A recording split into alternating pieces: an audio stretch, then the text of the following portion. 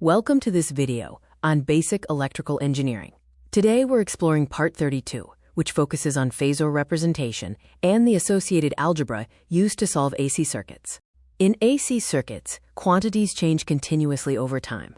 Trying to add multiple sine waves directly using time-domain trigonometric equations is both exhausting and prone to calculation errors. To solve this, we use the phasor paradigm.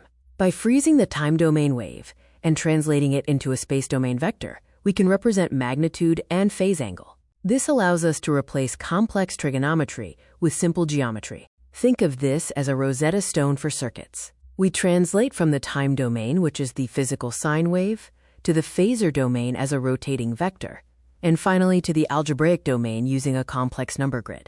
The J operator acts as an engine for rotation. Multiplying by J rotates a number 90 degrees counterclockwise on the grid. Multiplying by J squared results in a 180-degree rotation, effectively reversing the sign to -1. This table highlights how we choose our math form. Rectangular form is ideal for addition and subtraction, while polar form simplifies multiplication and division.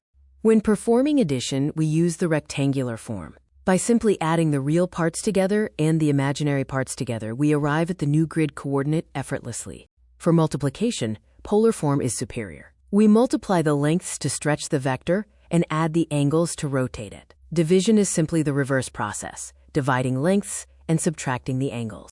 It is also essential to know the rules of translation between forms. You can convert rectangular coordinates to polar using the Pythagorean theorem and inverse tangent, or convert polar to rectangular using cosine and sine. When calculating power, we use the conjugate method. By reversing the sign of the imaginary part, we prevent phase shift errors, ensuring our calculations for true and reactive power remain accurate.